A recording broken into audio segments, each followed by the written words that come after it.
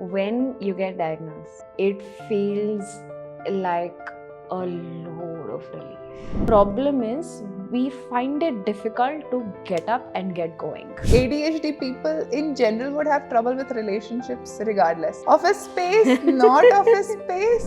And that's why I say, just go see a therapist. Just have a Yeah. chit chat. Just look at it as a chit chat. Trust me, you'll figure it out. How difficult it can be to find the right therapist, right, in India.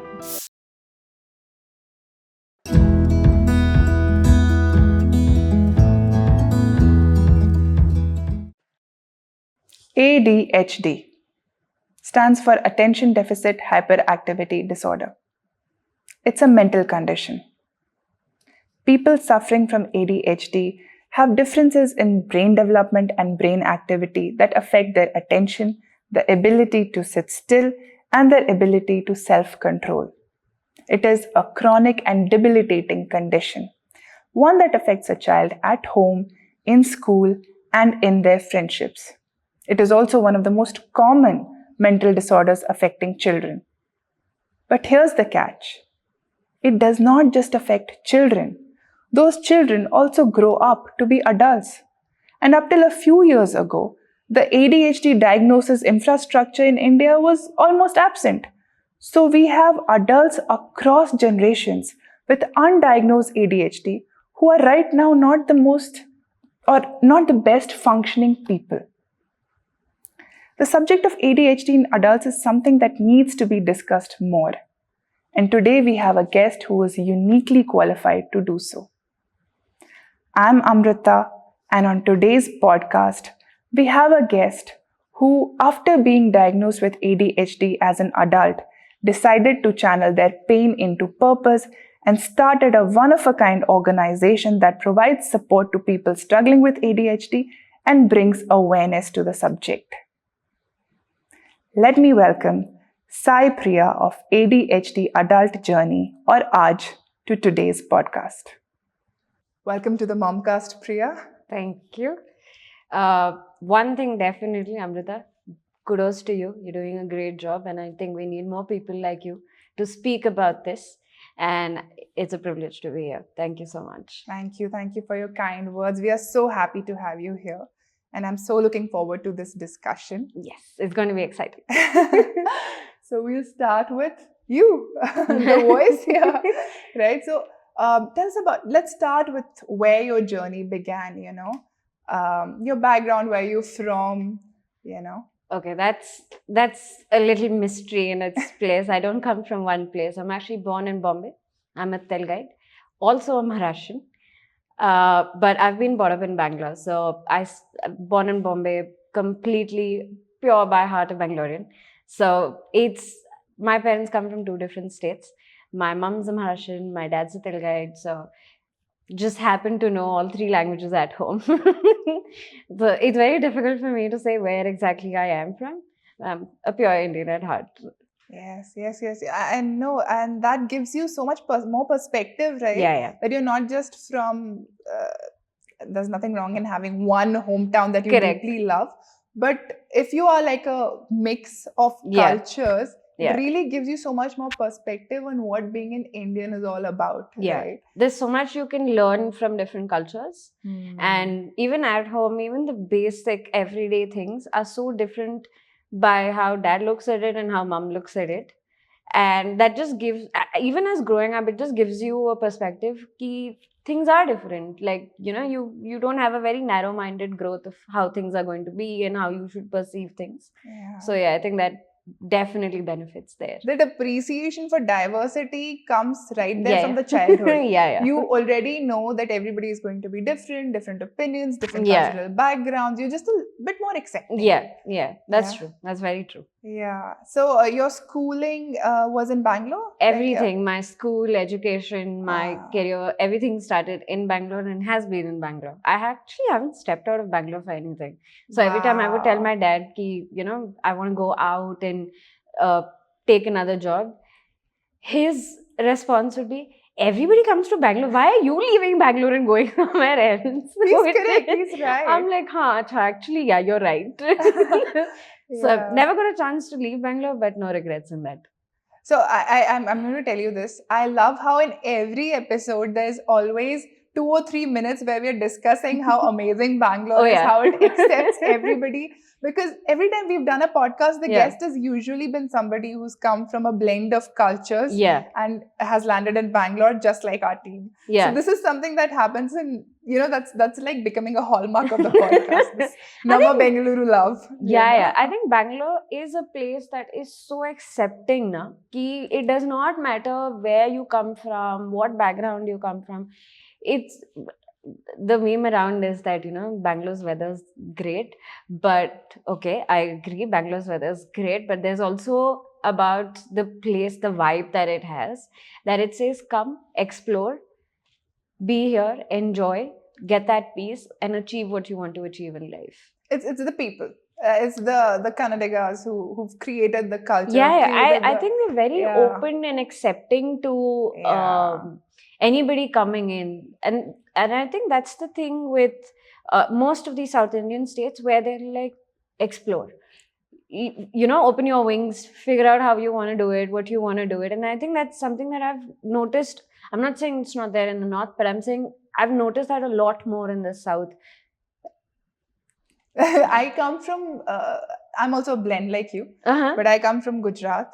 And Okay. then I've landed in Bengaluru. So I feel like, most of India is like that.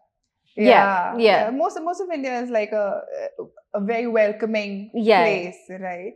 So I think we take this statement of Aditi Deva Bhava way too very seriously. seriously, yes. But and rightly so. Yeah. The whole ethos of live and let live, even though it's a very global statement Yeah. now, it's been that way for us for a very long time, really. Yeah. Small skirmishes aside, Yeah, right? In general, it's been a very accepting culture. I agree. Right, so I'm very, very hopeful that this conversation that we're going to have today is also going to be accepted as well. I'm sure. Yeah. Sure. I have no Yeah. doubt in that. I won't. Yeah, so we'll nicely make that segue into the main conversation, which is ADHD, right? So when did you discover that? And before we get into that, how was childhood with undiagnosed ADHD? Because you got diagnosed much later, right? Yeah. So as a child with undiagnosed ADHD, what was life? What was social life and family life like for you? Very honestly, childhood was fun, but also it brought in a lot of self-doubt, not being motivated, not being able to understand, why am I different? Why can't I maintain my friendships? Why can't I be like the person in the groups? Like schools generally have, no? Schools, there's always this set of groups that are there, but somehow you don't manage to fit in anywhere. Right? And every time, every parent teacher meeting, the only complaint that would come out is, your daughter talks a lot, your daughter can't sit quietly, she makes a lot of silly mistakes. And anyway, my mother's like, why do you make silly mistakes? You know what you have to do, and you've studied it. It's not like you haven't studied it. Why do you make these silly mistakes? So I think education aspect of it has been difficult for me. I've been a very average student all my schooling. Mainly my schooling, I think I took off only from my degree and my master's. Before that, I used to literally just scrape. I'm like, let me just scrape and get over with this. So that, in terms of education, that was one angle. But when it came to people or relationships or friends, honestly, it's been quite hard. Because one, look, even as kids, your circle is willing to take every behavior of yours until it gets to anger. Nobody wants to accept that side. Because, see, as kids, what happens is we blurt out, we react, and then we think. That's how we function, right? So now what happens is, if something just happens, right, the first thing I would do is just react. And then I would sit back and be like, maybe I should have not said that. But then it's too late. And that has caused a lot of, relationship, managing those relationships. And there's enough data around this that children actually struggle to have kids. as friends or birthday parties. It will be like 1 year I was friends with one person, and by the second year that friendship is not there anymore, and then it becomes very difficult for the parent as well, because the parent is unable to understand what is happening, why is this going on, because sometimes even parents are helpless in this space. You can't make friends for your child, they have to do that themselves. So it is, and it was hard. It has been hard, I think, even today, but I think now I've reached a space where I'm genuinely grateful uh, to the kind of circle I've managed to maintain, who understand, or rather put in the effort to understand what it is and how it functions and all of that, which is a true blessing, I would say. But as kids, I think, if you ask me, do I want to go back being a child? I'm like, no.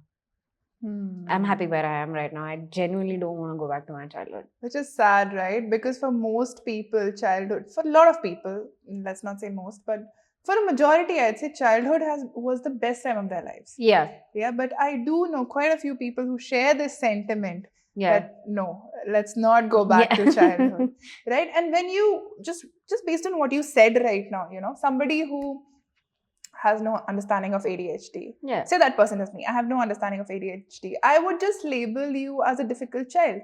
Somebody who is impulsive, somebody who makes silly mistakes, somebody who's just not responsible, maybe. Right? And it's just not like, just a problem child. Right? And there that's are what we enough titled problem as. childs, right? That people would be like, just another problem child. Right? Nobody would actually, think of it like this could be some sort of a different mind makeup, that needs to maybe get diagnosed. People wouldn't think like that. I think that roots to the awareness factor. Because a lot of people aren't aware what it is. See, unless you don't know something, you won't be able to identify it, right? And the era that we grew up in, it was very different, right? Not at least, I'm actually very, very happy for kids today, where schools and colleges have put in that effort in saying having a counselor, having rotational visits to your counselors is actually the best thing that could have happened, because you're able to get diagnosed at a much earlier age, which basically means you are just planning out your manage life aspect of it in far more earlier than getting into adulthood and struggling and blaming yourself, saying I can't do that, I can't do this, life is like that for me, life is like that for you, and all of that. So because you get diagnosed much earlier, you know your strengths, you understand your weaknesses, and then it's much more smoother. So kudos to kids today, and I think it's the era that we live in, right? I'm glad we've made that change. I think that's made a lot of difference for the kids today. Yes, by the time they are adults, they will already know how to manage their ADHD. Which is not the case with the adults today who have undiagnosed ADHD, right? And who are constantly going through a cycle of, why do I have to be this way? Right? Okay. So when did you find out that you had ADHD? Like, it wouldn't have come naturally, right? That, I need to get myself diagnosed because I'm different from other people. Like, you start to believe the myths that people tell you about 100%. Yourself, that I'm just difficult, I'm a problem child. Right? So what was it that led you down the rabbit hole of, discovering that you have ADHD? Something that is quite common. I didn't get diagnosed with ADHD first. I was diagnosed with depression. And then when it got into my counseling sessions and I started doing more therapy, and when they started working on my depression, is then they found out, oh, it's actually a case of ADHD. And this was in my late 20s. So I was almost lost like 20-25 years of my life without knowing what it is. And even the first time when the doctor told me about, you have something known as ADHD, my first reaction to that is, what is this? Because you don't know. You have no idea. And when someone throws a term at you, you're like, ab ye kya hai? Ab ye kaun si nayi cheez hai? Because see, we live in a country where we don't talk about mental health much, right? right now, yes, there is a little bit of buzz around it. People are coming up, and kudos to everybody who comes up and talks about it.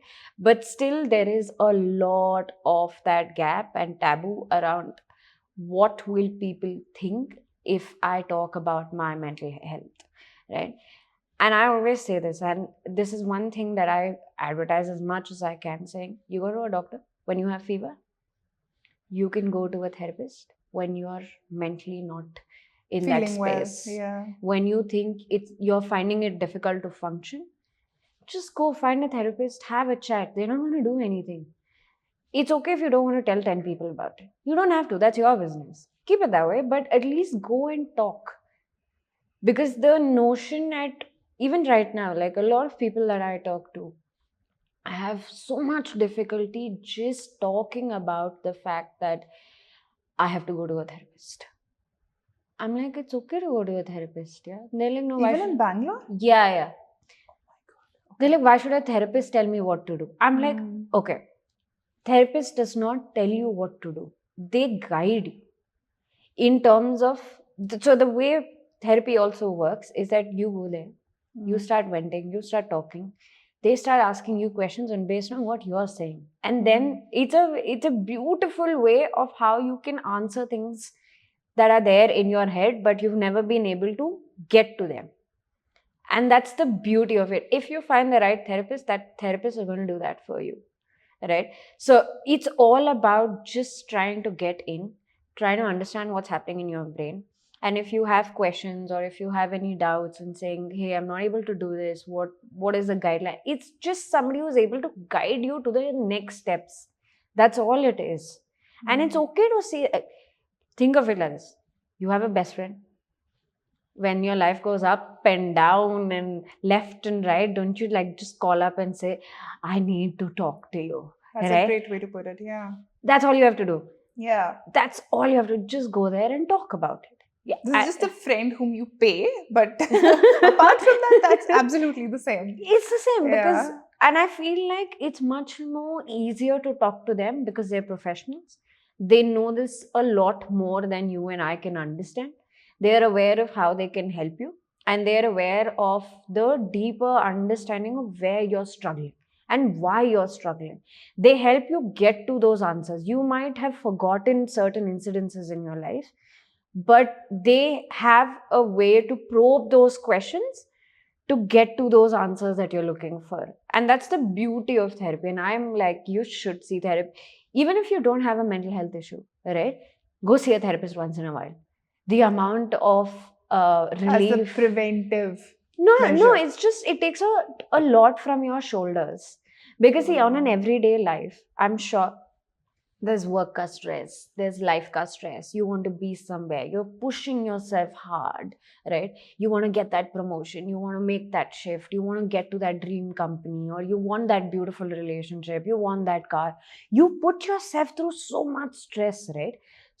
Where, and with us, I think as humans, we take some time to open up and talk about our emotions. Men do it much lesser. Women have the tendency to go around and talk and be open about their emotions. With men, they struggle there, right? So a lot of times they don't talk about what's in their head.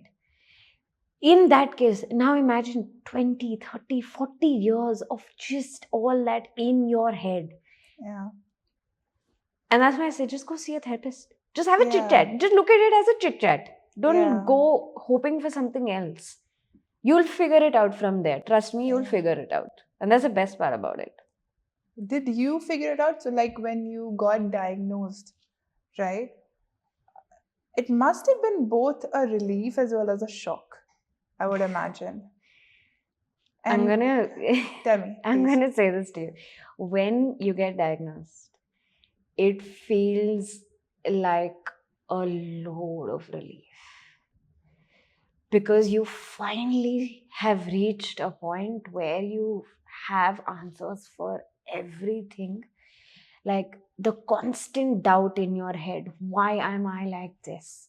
Why can't I do that? Why can't I function like XYZ? Right? You finally understand why you behave the way you behave. It's a sense of relief, And it's also a sense of, I wish I figured this out much earlier.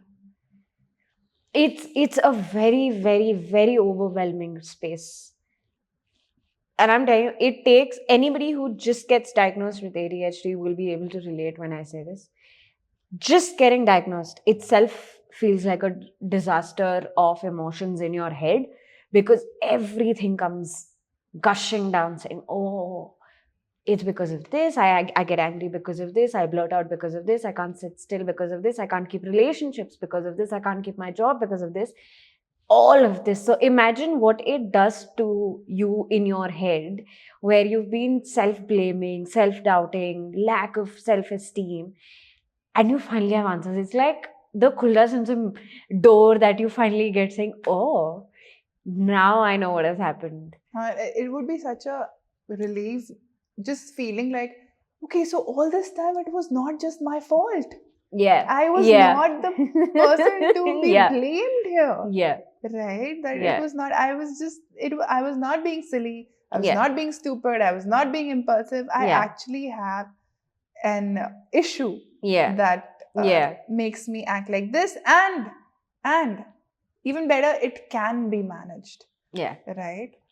Yeah, no, I can imagine how that would be a relief, Yeah. and also tremendous responsibility at the same time, and Mm. also a lot of regret that wish that it would have happened sooner. Yeah. Right? So much happening all together. Because time's lost, no? Yeah. Time's yeah, gone. Yeah. You can't be 16 again. You Hmm. can't be 10 again.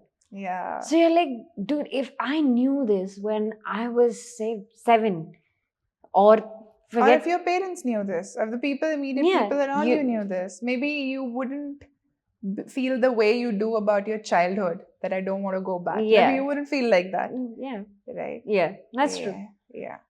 Right. Yeah. I can imagine how that would be.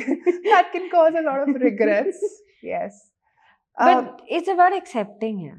It's very honestly, it's all about accepting. All of us have our strengths. It's just about tapping into them. Yeah, you accept and you move on, and you do Yeah. the best with what Yeah. with the information that you now have. Yeah. Yeah. So then that brings me to the next question, that how has life changed since the diagnosis? So you had this moment of, where you had all these realizations, and how life shifted from that, especially family life, social life, Yeah. all of that. So very honestly, there's no one short method saying, or one method saying one for all. It doesn't work like that. It's all about trial and errors. What works for you might not work for somebody else. So the first thing is awareness. Understand, know what it is, understand what it does, what it can't do. All it takes is work on yourself. Start looking inwards. Understand what your strengths are, what your weaknesses are, what can you do, what do you love doing, what do you not like doing, right? Understand what you can manage, what you can't manage, things like that. Once you get that, you have your pros and cons list. Now keep them against the methods. Okay, I want to be able to reach on time for XYZ appointment, right? Now you go backwards. Okay, and this is how our brains look at. If I have to go somewhere at 10, that means, say for example, it takes 40 minutes for me to travel. Go back. Acha, 40 minutes. If I have to book a cab or anything, or even take my car out, it's going to take me 10 minutes in that, right? So you've covered your 1 hour back step there. Acha, if I have to leave at 9 and be ready by 9, that means I have to get ready. Now, if I have to get ready, I'm going to take another 45 minutes to half an hour or 1 hour, right? Then you backtrack it. And then you say, oh, wait. If I have to get ready, that means what time do I wake up? What time do I have my cup of tea, coffee, or whatever that is, right? How do I prep for the day, right? So start going backwards. Reverse Break it down. Just break it down. The more you break it down, it gets simpler in your head and life gets easier for you. You get less overwhelmed that way. And that's the thing that I say, no? All about ADHD is very, very simple. Don't overload yourself. If you have to do anything, literally anything, presentation karna hai, ya say you have to get somewhere, or you have to go on a date, right? Any of these, don't overwhelm yourself. You know you have to buy groceries. You're aware you have to buy groceries for the house. don't make it sound like, oh, I have to buy groceries. Then you are putting yourself under the stress. Oh, I have to buy that, I have to buy this. Then you go on with that list in your head like a billion times, saying, I can't forget that, I can't forget this. Now some people would say, hey, why don't you just write down the list? Okay, 1 minute, I'll write down the list. I can forget that list at home. Then what do I do? Now I'm at the store. Then I would go pick up more things and come back and just be like, okay, I should have just taken. And then you beat yourself up on that. That, oh shit, I should have got my paper. How can I forget my list? Or some people are like, hey, put it on the phone. How many times would I be doing? There are times when I'm leaving my house, I would have done like 6 rounds up and down. Keys, phone, shoes. Did I lock that? Did I lock this door? Did I close the window? So we function that way, right? So for us, trust me, everything is a task. Yeah. I get it. Yeah. It's not a habit. So for people, brushing and freshening up in the morning is a habit. For us, it's a tick mark of a task in the day. That's how we function. For us, everything is a task. Now, because everything in your head is a task, you get overwhelmed. And now the best way not to get overwhelmed is break it down. And I'll say that again. Break it down. Now, the reason why I emphasize on this so much is the more you break it down, the minute you say smaller chunks of work, it's easier on your brain. The minute you finish one task, you tap yourself on the back saying, I've done this. And then that green tick makes you feel very good. Very good, right? And then you're like, if I can do that, I can do 4 more. So you're motivating yourself to get done more. Now, if you sit down and say, oh, I have to do a presentation and I have to do like a 30 slider presentation, I don't know what I'm going to do, right? Number one, if you're going to tell yourself you have to do 30 slides of presentation, let's just understand that's not going to happen even one night prior. It'll be 1 in the night, you have an office at 9, and that's when you get into this mode saying, oh, now I'm in the mood, now I'm getting ideas, now I'm going to sit. And then you put the whole thing together, right? Because you turn into your hyperfocus mode. And trust me, that's the beauty. I love my ADHD because of my hyperfocus, because once I get into that mood, the momentum that it sits in, then nobody can stop me. I'm like, I'll kill it. I know it. So that's how we function, right? You need to get into that mood. Now, to get into that mood, if you look at a big task, if you wake up in the morning and be like, oh, I have to do that, X, Y, Z, and you read out a list of 10, trust me, you're not going to do anything that day because you will start procrastinating. So break everything down. Make life easy for yourself. Right. So micro to-do lists, basically. Yeah. Right, where you can have nice, like make it as brightly colored as possible so that your done looks like just pops out from that Excel sheet or your notebook or whatever and makes you happy. Yeah. Right. I want to say hard relate to a lot of things. Yeah. But okay. But what about managing the society around you, right? Like when you came out, what was your parents' reactions, your family's reactions, if that is something that you can share with us? I think I should put it out because it will help. My parents deserve 100 on 100, right? Look, all our parents today are anywhere above 50, right? And they come from an era where they don't talk about this. They don't know about this, right? They've probably seen these symptoms, but they didn't know it had a name to it, right? So for them, it's a whole new concept. At 55 or 60, you're telling a human being that this is something new that exists. You're asking them to unlearn something, which is hard, right? A lot of people, even with us, 30 years or 40 years into our life, somebody suddenly tells us, no, you don't do this or you don't know about this. Why don't you go ahead and learn something else, right? So we take some time to digest that for ourselves, right? And it's the same with parents, right? My parents initially were like, ye kya hota hai? Their first reaction was literally this, ye kya hota hai? And my therapist, being the sweetest person, she went ahead. She's like, no, it's called this. This is what it does. This is how it comes out. And my dad said, okay, can we come back and talk? Firstly, I think big shout out to my parents for coming along, accompanying me to the therapist, giving me the idea that, hey, you don't seem to be yourself. Why don't you seek help? It was your parents It who was my suggested parents. that. Oh, that's big. That's 100 on 100 right yeah, there. yeah. And Yeah.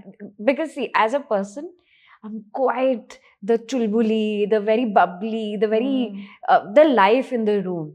And my parents have seen that person that I am, right? Suddenly I went from the most talkative tap at home and dancing around and giggling around for every little thing.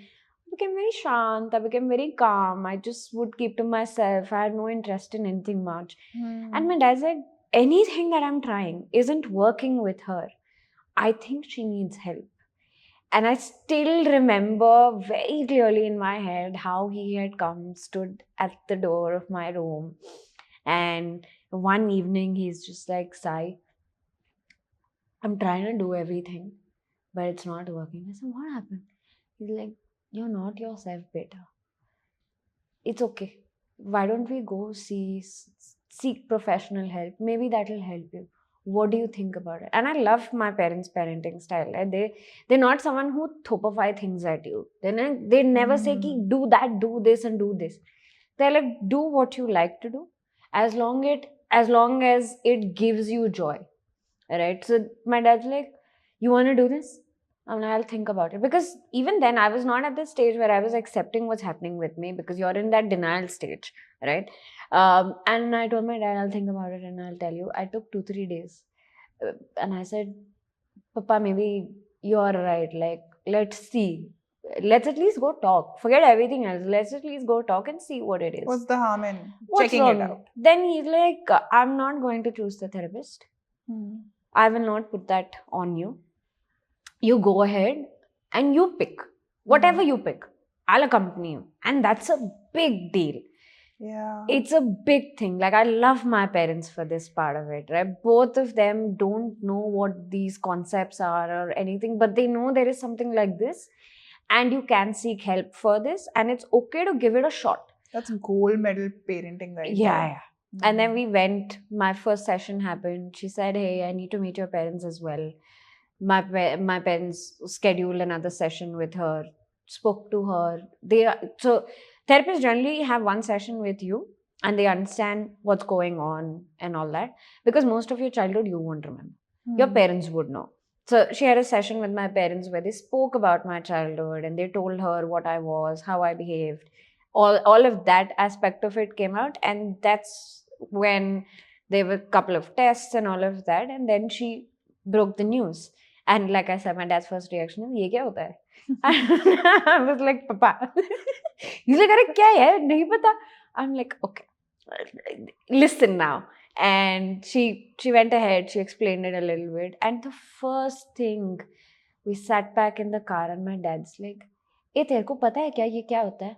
I'm like, I'm as clueless as you are right now. And he's like, let's read about it. Let's find out what it is. Oh, lovely parents. The fact that they just want to know, and it's just And curiosity help. and Just want to know help, and help. right? Yeah.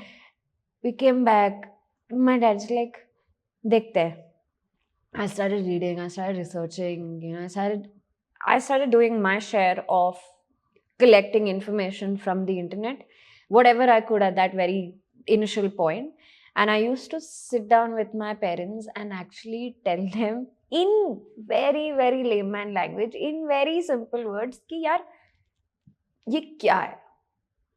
How does this come across? And I'll tell you how it is. I'll just give you one simple example here.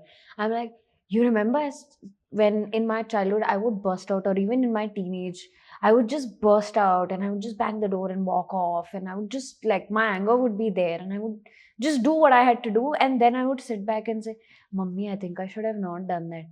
I'm like, this is one of it. She's like, oh. So I started relating. The best way for them to understand, you tell them, the definition is this, symptoms are this, and this is that. They'll be like, Yeah. So connect and talk to them in their language. Anybody that you want to make them understand, talk to them in their language. Now, the problem with ADHD is the symptoms that we go through are very common even for a non-ADHD. Non-ADHD person. So- That's what I was thinking actually. Yeah, that Yeah. it's quite a lot of children, especially in teenage, get rebellious and would Yeah. bang doors. And so Yeah. a lot of people who are watching this would be like, oh, wo मेरे to har साथ भी bachcha होता है. karta hai. Yeah. Yeah. So, how then do you pinpoint that this is a normal reaction versus this is an ADHD reaction? That would become a challenge. Yeah. So Right. it's not a symptom that is there for 5 days or 1 month or 3 Hmm. months or 3 years. It's not that. It is there since the beginning. It's not something that you develop while you're in your teenage or while you're in your adults. It's there. It's about how people around you have been able to notice this, or you remember as from your childhood, if these are the same things that have continued throughout your life. Again, don't self-diagnose. Please do not self-diagnose, because with mental health, there's a very thin line difference between what from one and the other, right? The minute you feel something, seek professional help. Go ahead and talk. Go ahead. You can have your own doubts, right? And therapists are there, professionals are there to give you that guidance. Figure that out. You'll understand. If you've always seen a child who's always been inattentive or hyperactive since childhood, and that has gone through your adulthood work life, where paying attention in a meeting is one of the biggest tasks that you can get to doing, right?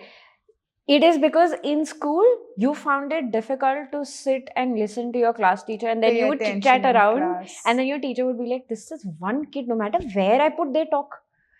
And that's because we get bored of what you're saying, but you can't say it then. You can't say that. You're just a boring teacher. Yeah, I wish, but because we get distracted so fast. So for us, it's that you need to The look. attention deficit part Yeah. of the attention deficit hyperactivity disorder comes into play. Correct. Now, Yeah. it plays very differently for different people, right? So one category of people that you will see is impulsive and inattentive. The other one is hyperactive. The third is a combined version of this. Now, you don't know which version you fall under which situation, or how you deal with it. Now, even in my community, there are no two people alike. Yeah? Everybody functions in their own way, and no same method works for everybody. So imagine the amount of trial and errors that we have to go through to figure out which one works for me. And that's a big load of work. So even with my parents, when I had to really sit down and tell them ki, hey, it looks like this. This is what I'm going to start doing. This is how therapy is going to be like. This is how therapy will be helping me. Because a lot of times you don't get diagnosed with ADHD. Now, the beauty or not the beauty of this is a lot of people actually get diagnosed with the other disorders, and then it roots to ADHD. If they're lucky. Most, Because in many cases, I would assume that it wouldn't go anywhere from there. It would stay in the depression, anxiety. Many times they won't be able to figure out that, yeah, ADHD is the root cause of all this. correct. Now, you would be surprised. 60% of people who have ADHD actually have anxiety. And that's a big number. Right? 40 to 50% of people who have ADHD have a chance of having another disorder. It's a party of three. Take it that way. It's never alone at all. It always comes along with something else. Now, that something else predominantly seen as depression and anxiety or panic attacks. Very, very common. But there are other spectrums of the other things as well. Now, again, even in ADHD, your spectrum of where you stand differs quite a bit. There are people of the same age group in my community, and the way their ADHD is and the way it functions for them is very different from the same person of the same gender in another category. Now, imagine as doctors, even if they're researching about this, imagine they're like, how much of data and what data are we going to start looking at? Yeah. So it's beautiful, but all your tragically beautiful, I'll say. it's vast. I just hope I'm doing justice, because there's so much to uncover and Yeah. talk about, and I just hope I can cover the main You're doing key great. Yeah. pointers, because honestly it affects every aspect of your life. Remember, from emotion, from your all your executive functioning disorders, right from your emotion, your finances, your career, your well-being, everything, education. Let's talk about that, since you mentioned, right, it affects everything. So say the struggles of an ADHD person in career, Yeah. what would they look like? Because that would help a lot of adults Yeah figure out if they might need to go and get a consultation. The most common one with adults in ADHD, especially in the career space, is job hunt. When you job hop so much, because the problem is, one, we don't have enough stimulants. Okay, we lack dopamine, right? For a simplest form of explanation here, if a neurotypical gets, say, 10 dopamines in a minute, just don't hold me by with this. It's a very, very simple explanation that I'm trying to get here. If one neurotypical or somebody... Let's explain those terms, neurotypical and neurodivergent first. Non-ADHD, somebody who does not have ADHD, right, has 10 dopamine shots that are given in their brain for every, say, minute, right? Somebody with ADHD would actually just have 2 of them. That much of a difference. There is a lot of difference. Now, for us to get that dopamine going, because dopamine is what keeps us going, right? We would look for stimulants externally now. When you look for stimulants externally, the minute that impact reduces, you get bored. So once you start a job, because once you start a job, after 6-7 months, you've set into that momentum. What happens is you get bored of it, because there is nothing new that you're doing. Now imagine, every 6 to 8 months, you get bored of where you stand in what you're doing, and you're like, yaar, maza nahi aa raha hai. I'm not enjoying this. Let me look for something else. There's a job hunt, right? Every time you look at people with ADHD, job hopping is a very, very common bit of it. A lot of people struggle with it. So, again, frequently changing their because you're paths. looking for more stimulants in your life. What do you do when you get to work? You come in the morning, you say hi to everybody, you chit chat, you get your cup of tea or coffee, and then you have your morning catch ups, right? You do your morning catch ups, and then you again get up to go have a cup of tea or coffee, because you've spent 1 hour in finishing that meeting and noting down what you've given your updates, whatever that is. And then you spend another half around walking around, and then you're like, chalo kaam karte hain. And then you sit, and then you're like, I've written 2 points. I see my calendar. Achha 4 meeting hai. Chal kar lete hain. And then now you have to get your brain to get into that momentum of replying to those emails, making those Excel sheets, making those, list of everything that you have to do for the day. And then after a point, you're just like, maza nahi aa raha hai. And then you get up, and then somebody walks around. You're so easily distracted. Somebody walks around, somebody somewhere says something. You want to be like, oh, I also agree to it. अरे नहीं ये ऐसा नहीं है, ये ना वो था.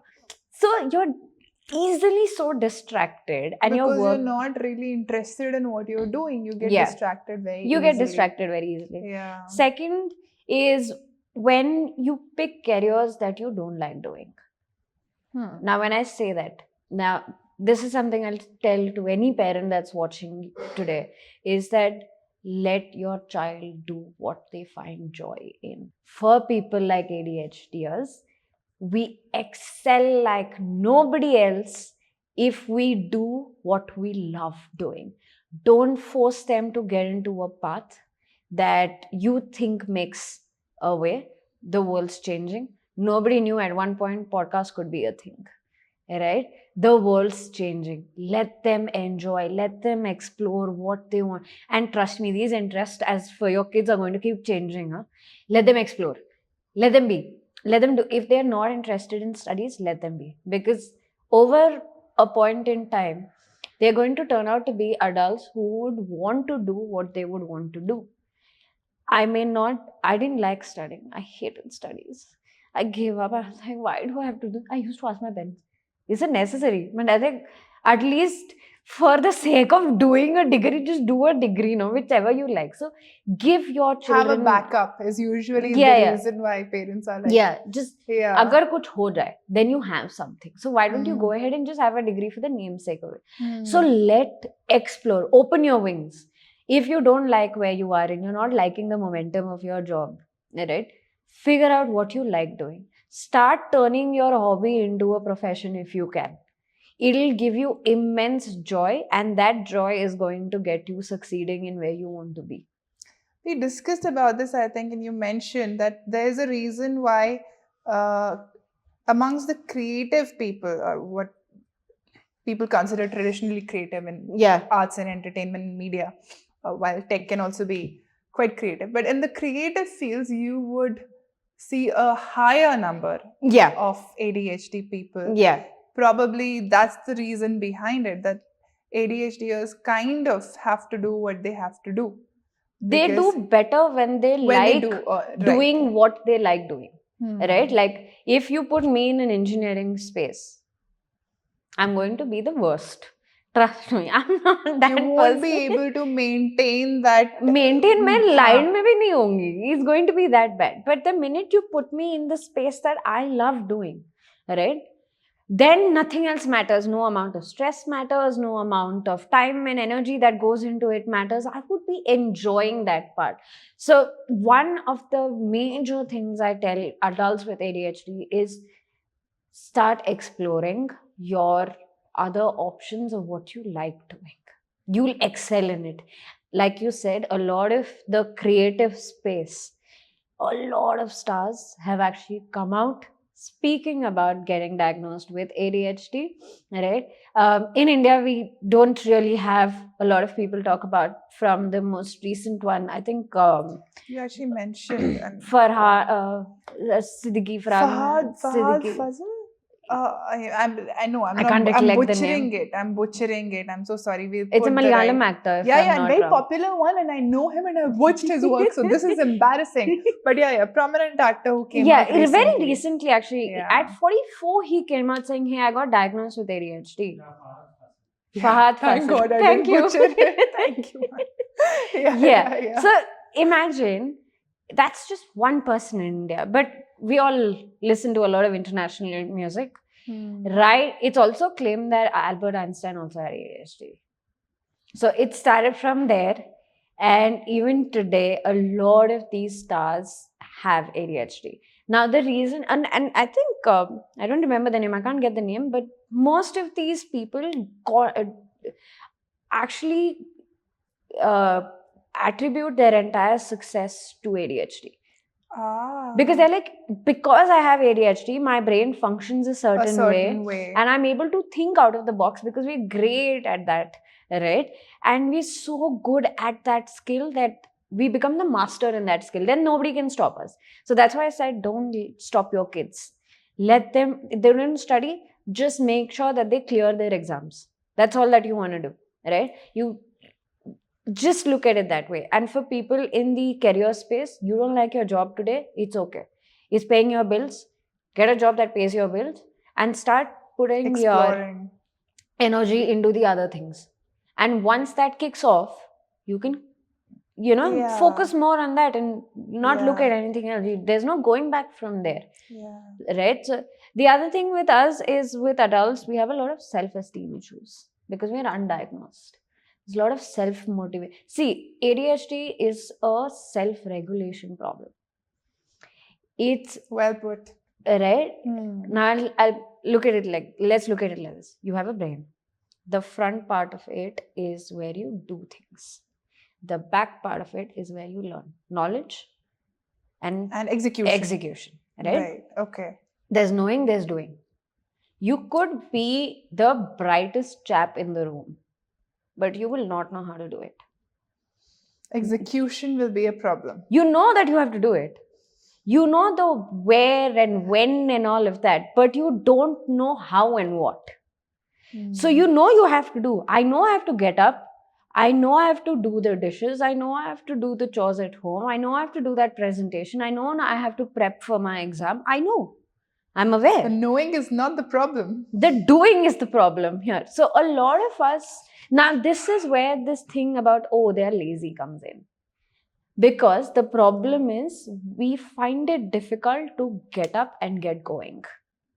We would keep planning and procrastinating, saying, I have to do that, I'm going to do this, and I'm going to do that. That's why I said in the beginning, you got to break things down for yourself. You get so overwhelmed with all the thinking in your Yeah. head Yeah. that you don't really get to the You execution don't. part. So Right. you know it. You're aware. Ah. You have all the knowledge in the world, right? But Mm. until you get in the mood to get going and do it, it's going to be a task to just get yourself up. Sometimes even getting up is a problem in the morning. Because मेरे को नहीं उठना है यार, मैं mood नहीं है मेरा, मैं वो करना ही नहीं है आज. And that's why you mentioned the depression and anxiety and ADHD, all of it comes together, because the whole thing about not even being able to get up in the morning Yeah. is something that people associate a lot with the other We have trouble disorders. sleeping. Oh. Massive trouble sleeping. Hmm. For us, number one, routines don't work. We don't know what routine is. But the truth about this is routine actually helps us. Regulate. It does. Now, when I say routine, don't do 9 a.m. XYZ, 9:30 p.m. XYZ. Don't do that. Don't do that. It's going to create a bigger problem for you. Rather, say, first half of my morning, I want to do 4 things. Just keep it to those 4 things. And just tell yourself, yaar, 4 cheezein khatam karni hai. Let me finish these 4 things. And just focus on finishing those 4 things. Now, another way of, I'll tell you how I wake up. Because getting off my bed is a task for me. I look forward to something in the day. And the only thing that I look forward to is I love my chai. So I'm that person. Okay. I'm like the minute I have to laugh at that. I'm like, अच्छा Uh-huh. उठना है. नहीं, I'll sleep for some more time. Just 5 more minutes. The typical as, see, I'm telling you, all these symptoms are very, very common. It's there with ADHDers, it's there with non-ADHDers. Non-ADHD So it's as well. very, you need to professionally get diagnosed to fall under the category rightly. Right? Hmm. And I'm like, yaar, ek kaam karte hain. Thoda aur so lete hain. And then I'm like, hey, chai is waiting, get up, get up, get up, I need chai. So you have something to look forward to. Now that something has gotten you up, right? Or if you have a pet at home, the best. Nothing like it. Pets give you enough dopamine. You lack dopamine. You're getting your stimulants from the external environment. Or kya chahiye? Right? If you can have a pet, go ahead, have a pet. The amount of laugh you would have around them and the sense of calm that it gives you, best. Right? It helps you also, especially with adults, it also helps you with your emotions, regulating your emotions. See, a lot of times what happens is, I may be talking to you, right? Or we're sitting in a group of friends and we're saying something or somebody's saying something. There are times where you feel left out, right? You feel like you don't belong there, right? Or sometimes what happens is you are, you're having some discussion, somebody's saying something, especially this happens at home, right? Somebody's talking about something or anything like that. You immediately react and you burst out. Right? And that's just your reaction. You're not yelling at them. You're not losing your calm at them. But that's how you function. You get excited in your head for some reason. And then, which makes sense to you, Yeah. but it doesn't make sense to Yeah. anybody around. because for me in my head, I would have been like, I've just said it out of excitement. But you have forgotten how it comes out. Right? Then a lot of people will tell you, you have a lot of anger. You have to calm down a little bit. You can't be like this. Right? And I'm just like, okay, I know, but what did I do? So you don't understand, right? And in office spaces, you have to mask this. And ADHD and masking is a very big thing. I can give you another 1 hour conversation on that. But basically, it's about you trying to portray who you are not in various environments. Now you get to work. You can't behave the way you have to behave. You can't sit still in a meeting because you're quite fidgety. We're all fidgety, right? Anybody who has ADHD are people who fidget, right? Or you might have seen this office, there'll be that one person who's always constantly shaking the leg. And you're like, stop shaking your leg. And that person doesn't even realize that they've been doing that. I mean, these are little signs. Again, seek a therapist help for this. Yeah. But these are little Just one of signs, these alone, yeah, probably cannot, not ADHD, but many of them maybe yeah, go seek help. yeah. So you have Yeah. to see, and at work you have to behave a certain way. You have to speak a certain way. You have to think before you speak, because not everybody takes you the way you have to, the way you should be taken. At work, it's very, be diplomatic, be politically correct when you're speaking, and all that happens. And office environments are very, very overwhelming for us, because there's so much going on. You already have an entire it feels like you have like 79 tabs running in your head at one time, right?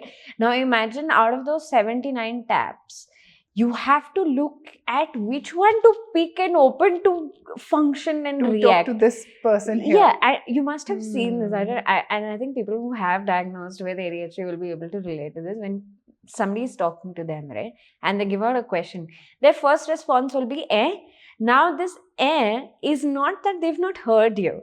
It's them processing what you have said so that they can react to what you They want. can give an appropriate response. Yeah, so their is actually just processing what's being told. What you said. Right? And you will see this. And because we're talking about adults and ADHD, a lot of times you have issues with partner relationships. Yes, I was going to come to that, because if you have trouble with office relationships, imagine home. Imagine dating somebody, or imagine in a married couple. Right. So when we talked about, we were just talking about the whole challenges that an ADHD person would face in a regular career. Yeah. Right. And career is also so much about relationships and office. Correct. Right. Correct. And so from there, naturally, we can conclude that ADHD people in general would have trouble with relationships regardless. Office space, not office space. Yeah. Right? Yeah. Family, friends, you talked about how it was difficult maintaining friendships as a child. Yeah. Right? And then, of course, the all-important romantic relationships. Correct. Right? So how does an ADHD person navigate their relationship struggles? Most times what happens is, for people like us, out of sight is out of mind. Okay? Now, when I say this, what I mean is, very, very simple example I'll give you, okay? If you don't hang your shirts, you would forget that shirt exists. Okay? Similarly, if somebody is not in touch with you on a regular basis, see, now that we've all grown up, we have our own struggles, right? Life is busy for all of us. Everybody has something going on, and you can't, it's not like bachpan where you call all your friends every day and say, hi, how are you, and all. Doesn't happen. Now it's more of, you talk once in a while, or you meet once in a month. If you're in the same city, you meet once in a while. That's all it is. And the closest in your circle are the ones that you keep in touch, or have like a group chat which pops up once a week, and everybody is active on a Saturday evening saying kya kar raha hai and all that, right? Imagine suddenly there's this one friend who's not a part of these groups, but has been a good in touch person, in contact with you for quite some time. Now, for some reason, this person has gotten busy, and because they haven't texted you in a couple of days, weeks, months, or a year, you forget that person even exists in your head. It's a curse, it's a blessing in a way, right? However you want to take it based on the situation with the individual, we find it difficult to miss somebody, Because for us, if you're not going to be in touch with me, my brain cannot remember that you exist for me, because you're not in front of me. And I love my friends for this, right? They know and they are aware. So they make the effort of once a week putting in one meme, or, sharing one reel on Instagram saying, I exist, and we're of that important circle for you, right? Now, that's about. I'm going to pause you, because this is something I want to ask. Like, if you are that person, if this is a natural consequence of having ADHD, that out of sight is out of mind. Yeah. How do you then be an empathetic person in any relationship, with your parents, with your siblings, with your romantic partner with whoever, right? Because then how do you care and how do you even come across? Like, even in this discussion, people Yeah. are listening, they're going to be wary of dating an ADHD person because this person will Yeah. stop, will not be able to take care of me. Yeah. Will be the general Perception. message that goes out. Yeah, but I'm glad you Correct. asked me this. I'll tell you why. We may have these struggles, right? But we're also the biggest empaths. Now I'll tell you why. The paradox of that. I'll tell you Okay. why. We feel everything very deeply because we struggle and we have difficulty in spaces, right? We know what it is. We know what it feels like. We know what it looks like to be left out. We know what it looks like to not be a part of that happening group in school, right? Or 10 people telling you that you are not great or you can't do things, or people have labeled you as lazy and whatever that is, right? You're disorganized, you can't get your things together, why you like this? You hear so much of that. Now imagine what has that done to you in your self-esteem, right? You become somebody, you're so emotional about that you start to get to a point in your life where you say, hey, this has happened with me and I know exactly how it feels. I don't want that feeling with anybody else. I don't want to make anybody else feel that way because I know the pain and I know the struggle behind it. So we actually are the biggest empaths. We're the one, especially in romantic relationships, trust me, if this you have a partner who has ADHD, they're going to love you 1,000 times more than you can even imagine. Because we genuinely put out that love and care for them. For us, it is, hey, I love you. You are my person.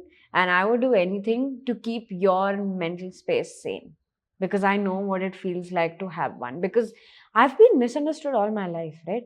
That's the notion. Because I've been misunderstood all my life, I would not want somebody else to feel that. So, which is one reason why we say that we are the biggest empaths. That weirdly makes sense. So basically, living with an ADHD person would be like living with somebody who is always on, who's a bundle of paradoxes. We're a bundle of entertainment, I can tell you.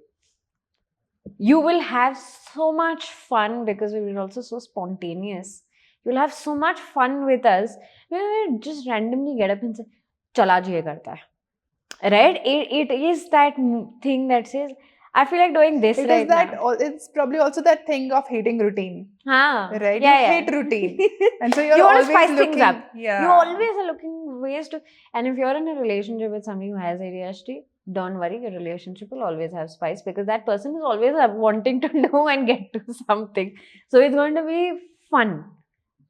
See, we have our struggles. There's no doubt about it. But we also enjoy life a very different way. And that's the beauty of this. So Right. when it comes to relationships and emotions with anybody, your parents, your friends, your partner, or anybody for a matter of fact, right? You struggle with regulating your emotions, right? You struggle in keeping um, those relationships intact and having a smooth Close. journey in that relationship that you're trying to keep.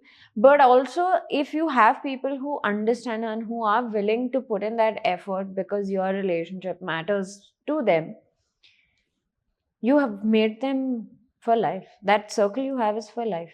And we are people who keep our circle very, very close to our heart. Like the friends I have, I've known them. I've known my circle for nearly 10, 20 years now.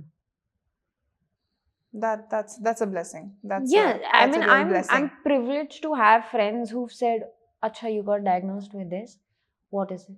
If you find some information, give it to me. I would like to read." And that's a blessing.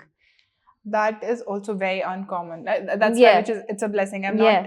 I've heard a lot of stories of people dealing with different kind of mental issues, but never heard of Yeah. a lot of people in their circles, which is Yeah. sad, coming out and Yeah. saying that I'd like to learn about this. But that's So, the yeah, beauty of it. So that's yes, great. relationships are hard. I don't deny it. But also it's about working around those. Finding the Yeah. right people. Finding the right people. It's all about finding the right person in your life. That could be your friends or your partner.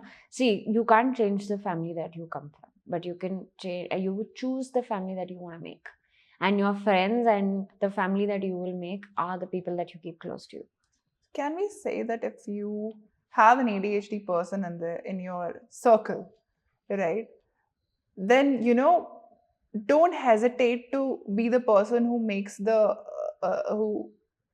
who keeps connected, who stays in touch. Yeah, just make that little right? effort. Because right? if you Yeah. do, then they will also Oh, pay it yeah, back. yeah. Because they Yeah. are those empaths, they are Yeah. those people who, Yeah. who want to take care of you. Yeah. Right? But they are not great at staying in touch. They're not. Right? So stay in touch and they will, that Yeah. relationship They'll will be reciprocate rewarding. to that energy that you give them. So they will react, but they might not act first. Yeah. This Huh. it's interesting, and that's the beauty of this. Like, even now, since we've spoken about relationships, right? ADHD with genders is also very different. Yes. Right? You did mention that. Yes, please, let's talk about this. Because Yeah. the way as a female that I would be reacting to things, or the struggles that I would have, is very different for a man. There are a lot of similarities, no doubt about it, but there are also spaces that function very differently. Actually, the truth is, women get diagnosed much later and there are higher chances of women getting misdiagnosed. Because their ADHD looks so different Very different from a man's men or ADHD. boys, right? Just think of it as this scenario. You're in school. There are boys, there are girls. And us classroom mein, at one point, you will see that there is a boy who's running around, jumping around, creating ruckus, the trouble child that way they call, right? He's doing all that, where he can't sit still. 1 घंटे की class होती है और वो 10-15 minute के बाद वो फिर शुरू हो जाता है, right? That's easily identifiable. But what they forget to see is, as women, we are inattentive. We have difficulty paying attention. We go into daydreaming, right? We daydream, we zone out like that. And we have no idea. There would be times that the lecture would be going on and you have gone in your la-la land, right? And by the time you come back, you're like, kya chal raha tha idhar? What were people talking about? When the teacher probably asks you a question. Come back. No, or you just come back after a time period, right? You just come back and you're like, what's going on? Oh, I'm in a class. Oh, shit. Right? So, because that happens, now these two play out very differently, right? So, the boys get diagnosed really quickly because of hyperactivity. Women get misdiagnosed, and generally, when women get diagnosed is in much later time periods of their life, where anxiety takes a role, or when depression starts coming out, right? Which is why I think I remember saying it in the beginning, that you get diagnosed with your other disorders first, and then it roots you back to why this has been there, to your ADHD. So with women, we want to be a perfectionist. We get overwhelmed with the house chores. We want to be the person who's managing everything. We're trying to make sure everything functions right, because I think that's just a very womanly nature for us. Yeah, that's for almost all women, and not just right. Yeah, you ADHD. Want to make sure everything is spick and span. You want to make sure everything is ready when it has to be ready. But what we don't realize is you're putting so much stress on yourself while you're doing this, right? So with women, it looks like that, right? Now with men, and things like impulsivity, paying attention, random decisions just being made out of burst, right? Or being just shopping because you feel like shopping. Just it looked nice, so I would go ahead and shop. And then managing finances is a big problem, because we are driven on the fact of, hey, I wanted that. It looks good. I'll go ahead and buy. We're so impulsive. Is for women or both? Both. Right. So there are common symptoms as well. This is something that is usually, very associated with women. Yeah. You wouldn't find most men who would accept something like that about themselves. Yeah, impulsive shoppers. Yeah. Women. Right. That's the notion. But hey, don't tell us. You know it. Understand, right? You don't have to tell anybody about it, but this is one. But if you have this, Could be. Could be, maybe. Yeah. You never know, right? With men also, the other problem is we live in a space where men don't talk about their emotions, right? How many times have we seen our fathers or our partners open up about how they felt, right? No matter what the situation is, they're like, we'll figure it out. And that's a very common thing with them. They're fixers. They're natural born fixers, right? You tell them this happened today, you want to sit down and just vent, and they immediately will get to the solution oriented mode. At times you have to sit down. No, I'm telling you, listen today. Don't get to the solution mode. But imagine how much do they go through, but they don't talk about. So their emotions are so much kept that it becomes difficult for them. Now they have this other responsibility of the society on their shoulders, that you have to provide for the family, you have to provide for the child, you have to do this and that for the child, you're the caregiver, you're the breadwinner and all that. Imagine the amount of stress you're putting on men, right? And you don't have these people talking about it. So again, that is something which is also applicable for non-ADHD people, right? In general, the amount of stress that now this kind of stress can amp up the ADHD, I assume. Not really. So way ADHD, see, there are ways of how it comes out. One is it's a genetic. Most cases, if one parent has ADHD, 40 to 50% chance that your child also has it. So I wanted to talk about, what causes ADHD. So this is one, right? Still, the reasons are quite unknown of why this happens and how it happens, but mostly it falls under one of this section where it's a genetic disorder. If one of your parent has it or both your parents have it, 40 to 50% chance that you will also get it, right? Second is environmental contribution towards the child's brain development. Like, for example, a lot of orphanages today, right? Now the child, they probably left at them probably when they're born or 1 month, 2 months. Yeah, that child is very little, right? Now imagine the environment they've been put in. That's the time your brain's developing, and ADHD affects your frontal lobe. The massive part of this entire thing is the development side of it is affected. Now that could be in the womb, that could be outside. So you don't know. You still don't know which part of it affects, but it affects. And now when that is affected, as children you have these issues, and as growing up, as a child you couldn't pay attention in class. Today as adults you can't pay attention in your meetings. Verbal instructions are literally the worst you can get because you don't understand what verbal instructions are. By the time you understand the first one, they have already reached the fifth and you're like, what were the second one? So, and that's common for both men and women. So, look, some are very common, but some also play out very differently. So, best I would say is don't draw conclusions. Go see a therapist. Go see a therapist. If you think anything that I'm saying is relating, or you think that, hey, this makes sense, just have a word. Don't go with the notion that, hey, maybe I have ADHD. No. Just go ahead and check what it is. Could be anything. Since we talked about, how, I mean, of course, this starts in childhood. Yeah. Right? So as an adult, A, you could have ADHD. B, if you have ADHD, your children could have ADHD. Correct. So how does it look for children, right?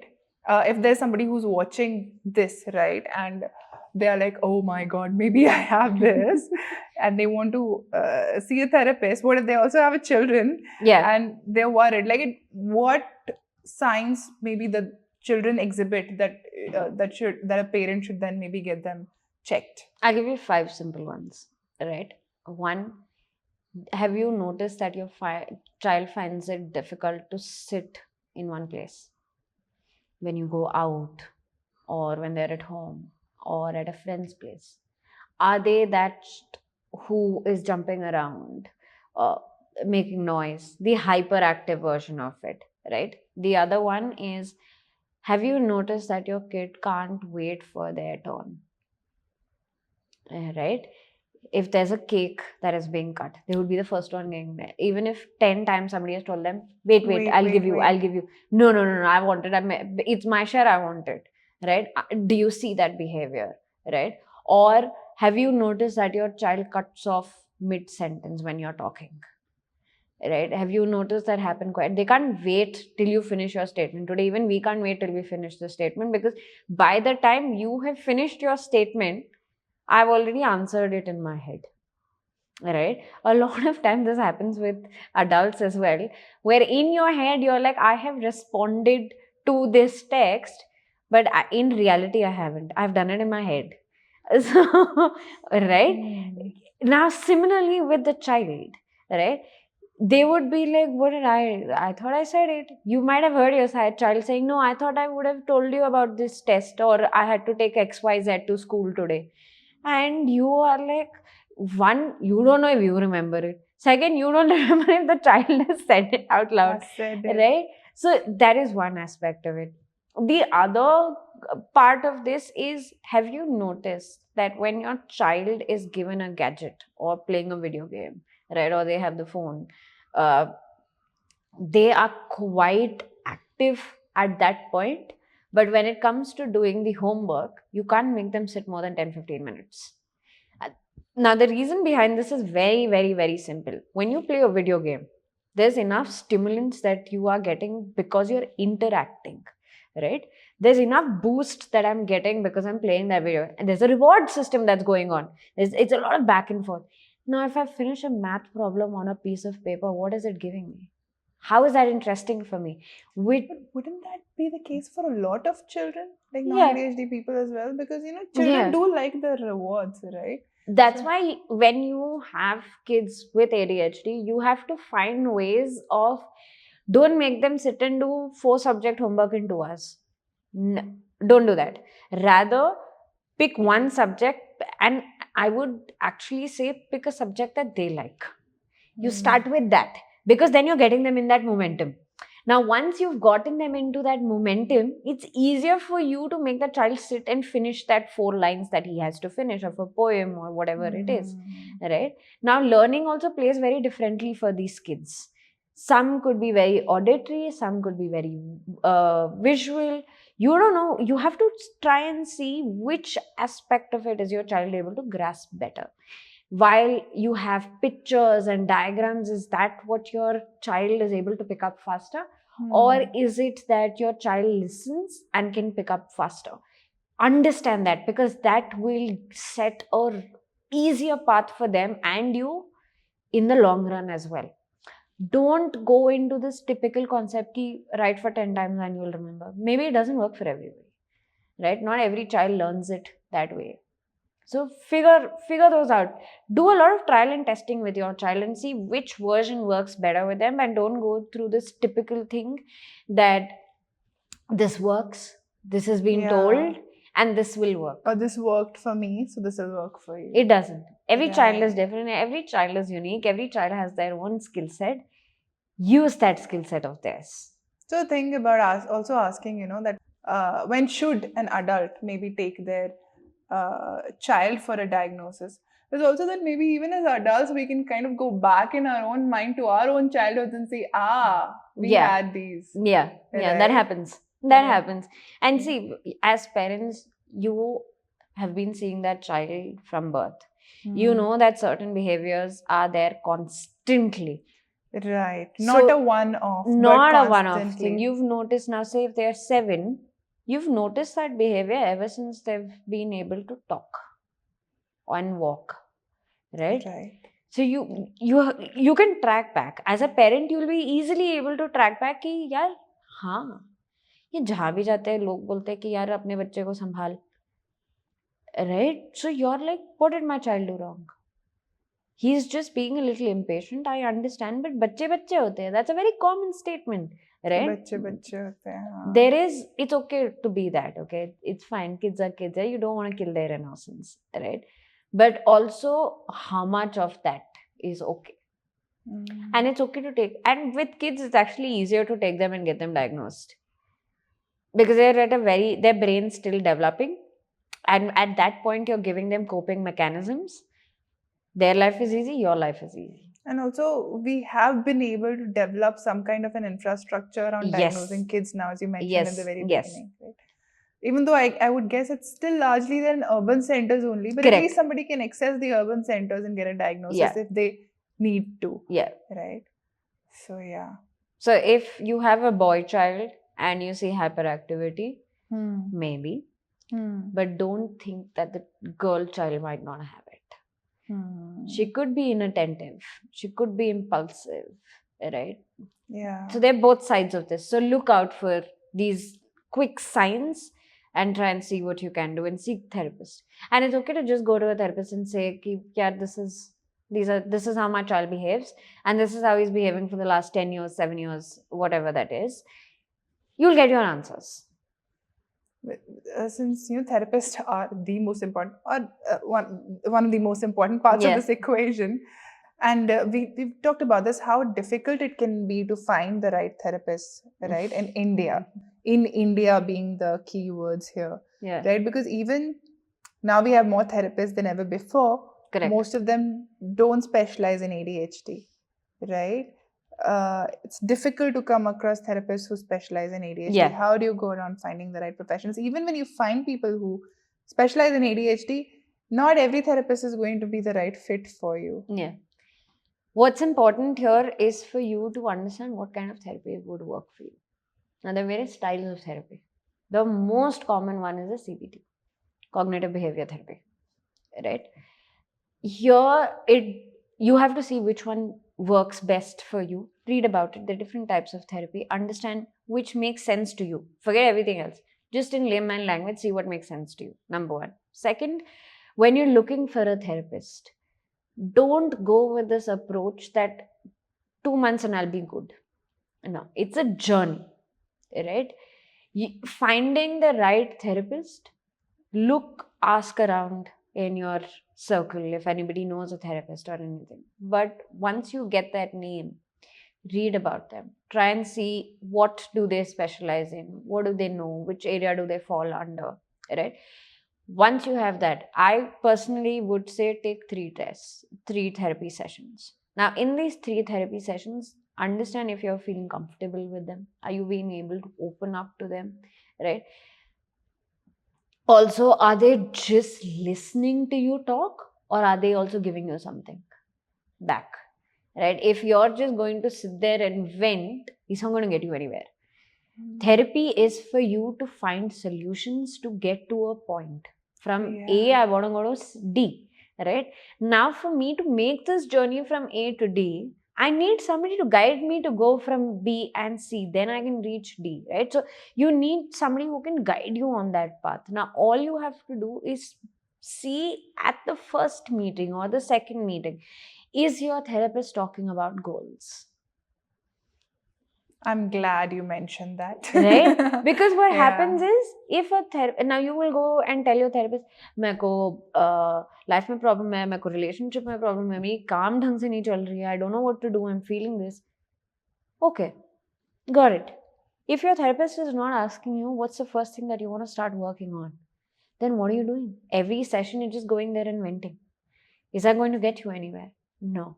So look for a therapist who asks these kind of questions.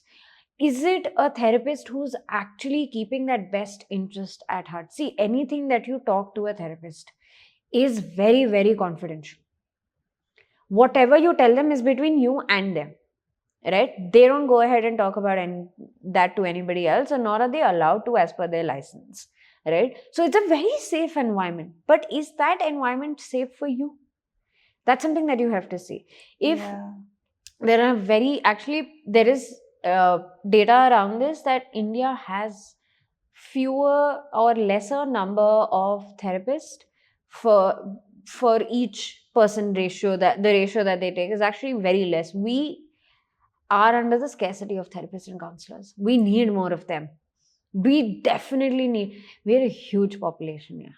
Yeah. Right? We need more of these guys. You know what's funny here? What? How every middle class parent has forced their children or has wanted, maybe not always forced, their children to be doctors, but never in the mental space. And even then, we are still at a scarcity. Not for doctors, like doctors for physical ailments are also like, despite having some great doctors and being a medical tourism hub, we have a scarcity there as well. Yeah. And we definitely have a I scarcity don't in know the where the mental doctors are going. space. I want to know where the doctors are going, but it is the truth of it. And look, it's okay to talk to your therapist. It's okay to find the right therapist, and it's okay to take time to find the right therapist. I understand it is difficult to find the right therapist. Now, I'll tell you why. As an individual who's going through so much, who has so much pain in their heart, right? I know it's not easy to talk about it over and over again. It's hurtful. Exhausting. Yeah. And it's like, Just- you're going around digging the same wound over and over again, and it feels like it causes you more pain. Yeah. Right? But hey, unless you don't take that step, how are you going to come to a conclusion? How are you going to make life better? If you go to a therapist, just find these basic 3 things. Read about the therapist. Before you book an appointment, read about the therapist. Does it say ADHD? Look for that term. Does it say CBT? Look for that term. If that term is there, give it a try. Right? Go there, sit down, have a chit chat. Just have a chit chat. And sometimes therapists are like, you don't even have to talk the first day. It's fine. So, one, of course, is going to be looking at the description. Whenever you go to a therapist, before you make your appointment, search what their description says, not reviews. Reviews get to later. First, in their description of where they've studied from and all that, look for factors like ADHD, CBT. See if these terminologies are mentioned, because most times what happens is there are people who help you with depression, addiction, or anxiety, panic attacks.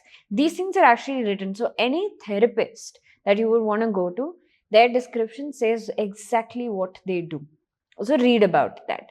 Number 1. Number 2 is understanding the comfort zone with your therapist. Right? If you're sitting there having that conversation, you made it to the therapist. Right? Now you're sitting there. Are you feeling comfortable as an individual to be able to open up? Are they giving you that space to open up? Because it's the therapist who let you feel comfortable in being able to open up. Because you might have your first session where you don't talk much. This is stranger. How do you get to opening up about what things feel for you in your head? Right? Maybe hard.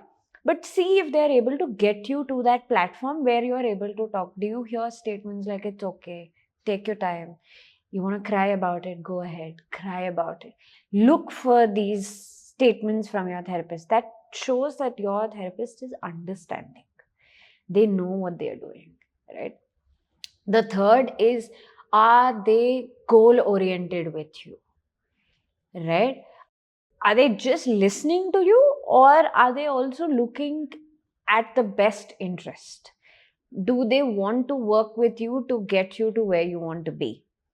Right? So look for that. So look for these 4 signs, and at least the 5th pointer here I would say is give it at least 3-4 sessions. Don't give up before that, because it's too early to give up before that. Would you go on a first date and be like, not working, unless it's really bad, right?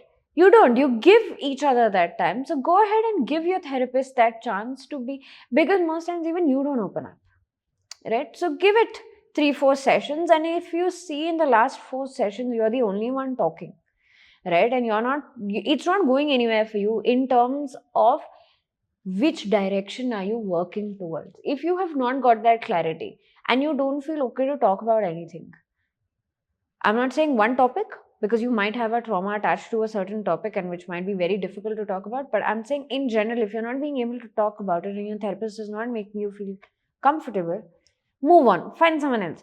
And again, therapists with genders also make a lot of difference. Sometimes people are quite comfortable. If I'm a female, I would want another female therapist. But sometimes some people would want a male therapist being a female. Right? So remember all these and see which one works best for you. Give a trial and error everywhere. Right? You'll get your answers. You'll reach where you want to reach. Yeah. No, that would be helpful to a lot of people, because finding a therapist, right, and especially with the scarcity that we have, Yeah. right, and that's where AJ or ADHD Adult Journey also Yeah. comes in, right? what are okay, so before we go into the what or the purpose of Aj, Yeah. we never really discussed when did it start? When did you start Aj? What led you to starting ADHD Adult Journey? The very interesting story, actually. I'll take you back 4 years when I got diagnosed and I was struggling because the only people who knew about ADHD was my psychiatrist and my therapist or my counselor. Right? Literally, there were 3 people who knew about it. And of course, Google Baba. Right? Now, imagine in a world where I have internet at my fingertip, but I don't have anybody to talk about it. That's not the best place to be in, right? And I'm going on looking for community groups, support groups, trying to figure out where I can Yeah. talk about who are the people who are going to understand my difficulty. Or there's so much of curiosity because you don't know what is what, right? You have questions, you have doubts, you want to talk. And you But- can't have a therapy session every day. Yeah. So that's So imagine, where do you go? And I Hmm. realized that I'm struggling. Now imagine if I'm struggling at my late 20s, imagine how many other people like this exist who are finding it difficult, who are looking for answers, and who are looking for answers in the most simplest form possible. Right? And if you can see today, I've not mentioned any of these jargons that I generally use or know of because it becomes difficult to understand these jargons, know about these jargons, right? Somebody who talks the layman language, right? The basic of knowing and doing. यार knowing and doing हर किसी को समझ आता है, right? अब मेरे को ये नहीं पता था at one point that this is an issue.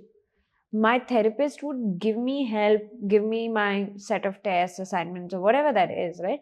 But that would take me to a certain level. But उसके बाद क्या?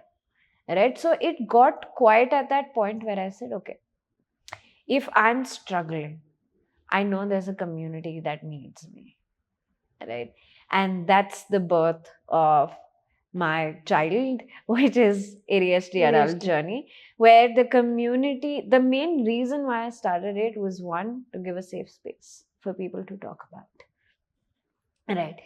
You may be outcasted in the world, but this is a no judgment zone for you.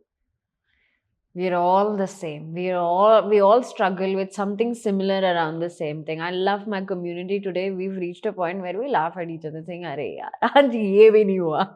Like once you accept yourself, life becomes a lot easier, right? So I've managed to make sure that I give that space. I have that non-judgment community. People support each other. There's a lot of support that we get from each other. There are days that even I feel low, and life's not always perfect for everybody, right? I would just go back to my group and I would be like, guys, aaj ye hua hai. And I'm feeling like that, and I'm feeling like that, and I'm feeling like this. And there are 4 people who would come ahead and say, hey, relax, man, ye mere saath bhi hota hai, aap pata hai? And then they correlate, right? Like, ki mere saath bhi, it was like that, it was like this. And then at least you have a sense of relief that you're venting into a space that knows exactly what it does. Your experience gets validated, right? And that's the main aspect of it. Like today, Yeah. the only reason I started Aj was for the point of giving people that support system that we don't That have. community. Yeah. We don't you- get it. And you're doing a great job of it because Thank the ADHD Adult Journey page, and we'll link it in the description box below, provides so much information.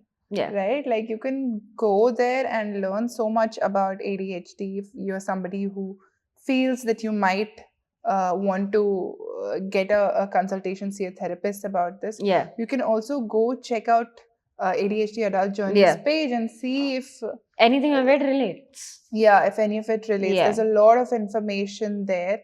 And then that page could also help you become a part of the community.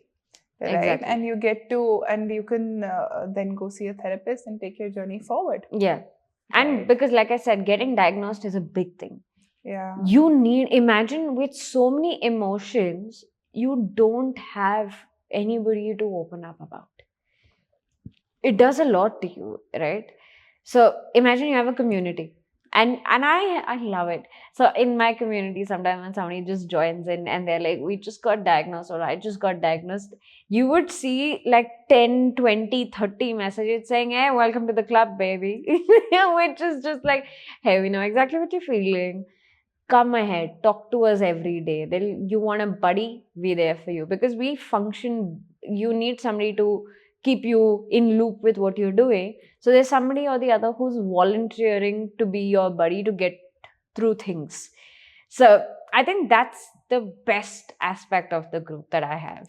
So does this work for people? Like, I understand ADHD Adult Journey, as I understand the social media presence of it. But is there a way to like physically join the community as well, like where you are talking to people who are a part of the ADH community? Yes. Okay. So we have our own community apart from just being present on the social media channels. Yeah. We also have inbuilt group that we run. We also have a lot of virtual catch-ups that we do because people are from different parts of the globe. That's amazing. And India, of course, right? Yes. So I personally sit down and be a part of that virtual catch-ups that we can do. I do a lot of one-on-ones as well. I try to do my best. But yeah, so and if we have say more than about 10-15 people in Bangalore, because I'm based off Bangalore, if we have more than 10-15 people, we would pick our date and we'll just catch up. That's amazing. So That's amazing. I try and do as much as I can virtually and offline as well.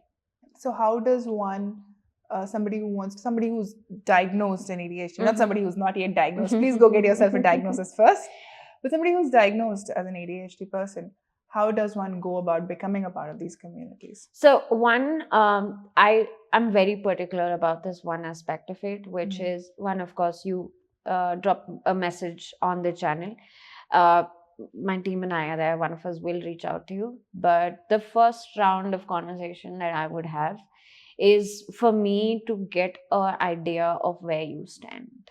How was your childhood? And I need to have that conversation before I add you to the group, because a lot of times what happens is people assume they have it, but they actually don't have it. It's a different disorder, right? Which is why I said diagnosed people, The ones who so are a lot of times what happens is I have this chat with them where I want to know about their childhood, and it's just a conversation. I'm not judging them out of anything, but I just want to know, hey, how was your childhood? How was your friendships going? How are your relationships going? How's life going for you today? So I dig into these questions so I get my answers, and that helps me with an idea. Okay, does this person require this required, or and how much of help is required here, or do you need a therapist help, or even, for example, sometimes people also say that, hey, I've been going to a therapist but it's not really helping me today, right? So then it is my job to sit down and I try to keep it as personal touch possible in that conversation. It gets a little overwhelming for me as well, but I try to give it all back to the community. Yeah, I mean, we know the struggle. Like I said, we're big empaths, right? Yeah, this is one example of that. So I try to do as much as I can when someone gets in touch with me, and post that discussion is when I make a sole decision of should I add you or should I not. I think that's fair. That's and there's some rules that we have set for the community. Maintain the sanctity of what you're doing as well. Right? Yeah. So that's absolutely fair. But as of today, does ADH also provide, like you said, you kind of see whether this person needs the help of a therapist as well. Yeah. Maybe they don't have the right therapist right now. Is that something that ADH does today, of connecting possible patients to therapists as well? No, so not today. Is that something you're looking to I'm looking at something like that, because one is, today what I do is based on wherever the person is from. My first question to them is, do you want to do it online or do you want to do it offline? Right. So some people are comfortable online, some people are comfortable offline. It's your preference, right? Yeah. So based on them, I tell them, hey, if you're in this city, why don't you try reaching out to XYZ, right? And then the same tips that I had just given, where read about their description and blah blah and all of that, the 5 pointers that I mentioned. go ahead and see that if you can. But I am, over a course of time, I am looking at collaborating with therapists and psychiatrists. Yeah. One, of course, because with ADHD, not everybody works with medication. That's another thing, right? Oh, Uh, interesting. there are people who work better with medication, and there's some people who don't work well with medication, or it doesn't suit them. So I myself, I give up on my medication. I function the way I function today, well managed, without my meds. Right. So there's no A lot like of a, people would really like that as well, because a lot of people have this, yeah. negative thing about not wanting to take medication. So if you are able to figure your way out without meds, because even with meds, Amrita, what happens is you have to do a lot of trial and error to see which works for you. Which combination? You, like I said, it's not one for all here, right? The entire aspect of ADHD itself is so different that it's not a one for all. So imagine the medication trial and errors that you have to go through. A lot of people ask me this question actually. What medication, or do you think medication helps? Hey, that's for you to understand. Seek professional help. It's a good trial and error that you have to understand and check if that is something that it works for you. Are you able to manage your ADHD with medication, or can you do it without medication? That's a conversation to be had with the professional. Yeah, figure it out, and don't give up saying I tried for 1 week, didn't do anything. It's not going to do anything in 1 week. Don't expect answers in a week. Give it some time. So it depends, and then It's a journey. it right? is. So the whole name ADHD Adult Journey fits because it's going to be a journey of figuring out therapists, figuring out the Yeah. way to manage yourself, figuring out what combination works for Yeah. you. Yeah, Right? So it is. It is. yeah. So it's a Interesting. very interesting part, right? That's why Hmm. even today when people ask me on community saying, hey, what do you plan to do? Where are you trying to go? I said, look, my main goal today is, one, spread awareness. And Yeah. I appreciate platforms like this, because this is one way of getting people to be aware of something like this also exists, right? That's one. Second is telling people that there is a community space for you, So important. which is important, right? Third, today wherever we stand, which is just a community, I'm saying just a community, but trust me, it's a lot more than that, right? There's a lot of work that is There's a going on. lot I of work. understand. There's a lot of people love. You should see the banter that happens on this group sometime when everybody gets in their mood. No, it's lovely to see that aspect of it. Like imagine all ADHD, the 30, 40 ADHDers going about something together. Now imagine the joy of seeing that, right? Now, that is where it stands today, and definitely moving forward, I want to go ahead and give it a much bigger scale of platform where Yeah. there is therapy, there is psychiatrists, there's collaboration with these patterns, because ultimately what will happen is the community will get direct help. Yes, yes. Because So- that would be tremendous impact. Yeah. Right? Like already as it is, what you're doing is such a significant thing, because in India there isn't I mean I searched, right? I don't think there are too many voices speaking about ADHD. There are a few, but Yeah. very few. I mean, Very it's few. still going to take I see some more time. international Correct, voices correct. Yeah. there, right? Yeah. And to be able to also get therapist support to the ADHD community, that would be like next level impact. Right? That's true. That's very yeah. true. So if if that's somewhere where you plan to go, like more power to you, right? We really hope that happens. We would like to see that happening, because we just talked about how difficult it can be to get therapists, and people would give up, and then they'll just not have the kind of and then lives. you struggle all your life. Yeah. And then if you have children, like God bless, right? You struggle, they struggle. It's a whole cycle. Yeah. But keeping aside these doomsday talks, right? Let's get into the pros of having ADHD. And it's a weird question to ask, but we discussed that there can be quite a few pros Oh, of yeah. of Yeah. right, of having ADHD, of attention deficit Hyperactivity. disorder. So what are the pros of being attention deficit is something I'm wondering. So But, for all those listening so far and being Yeah. like, "Yar, is there anything good that comes out of this, or is it just struggle in life?" Hey, no, there's actually a lot of bright side, and I love my ADHD for this. One is the ability to hyper focus.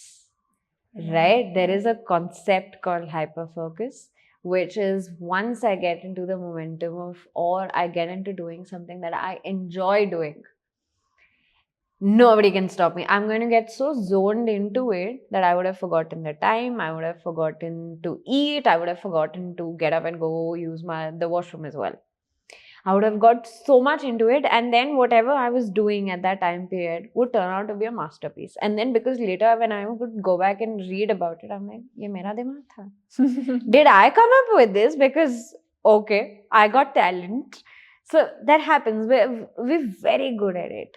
Once we hyper focus, see, this is the thing about it. It's called attention deficit hyperactivity disorder. Right? The flip side of ADHD, of the A, is actually your hyperfocus. So, hey, it's not a attention problem. Right? I can get to it if I want to. And if I'm in the mood to do it, I have the skill set for that. But I should be in the mood to do it. The beauty of the name is that it should be something that really interests you. That's something that you want you're to passionate about. So if you're passionate about something that you have to do, or sometimes it could just be you get in a mood. Like they say, no, kabhi kabhi I got into that mood to just Zone. do what I wanted to do. You need that. And a lot of people ask me, yeah, but when it comes to work, you have to work. You can't be like, mood nahi aaya to nahi karenge. You can't say that to your boss, no? You have to find a way around this. Yes. So you yes. start with something that you like. Then you get into your hyper-focus mode. The beauty, also the other part of this, or the beauty of this is, we can get 3 weeks done in 2 hours. When you are hyper focused. Yeah. So even if I've not worked the whole week, right? And I know I have to finish something, we are excellent players when it comes to getting a job done before the timeline. Matlab, if I've been given a month to finish something, I would have not even looked at it. Forget touching it. I would have not even looked at it. But one night before, the masterpiece that we would land up creating is a talent that only we have. Okay, so that's one. Hyperfocus gets you that aspect of it. Second is we are the creative buffs. We very, very, very creative. A lot of stars you might have seen, including right from Albert Einstein to Emma Watson, talk about ADHD and how its role in the creative process. It benefits because you are somebody who think out of the box. You're great at thinking out of the box. Bad at thinking within the box, though. Yeah, we don't like, You don't like the box, basically. We don't enjoy it. You tell us, ये ऐसे ही करना है, ये अलग क्यों करना है? ये ऐसे ही क्यों करना है? हम इसको ऐसे क्यों नहीं कर सकते? So we get into that, right? You force us to do something, trust me, you can keep forcing, we will not do it. So that's how we are, right? So we're quite creative. You give us the space to do what we like to do, we'll make you proud. That's why I remember when we were talking about kids. So important for parents to know about Yeah, children. right? Yeah. When we were talking about the kids, I'm telling you parents, let your kid be. Let them do, let them explore. They want to do pottery, they want to learn an instrument, they want to figure out how to swim, which maybe in 6 months they would not want to do all these three and they would want to do something else. Give them that space. Because the more you keep them active that way is when you will see their shine coming out.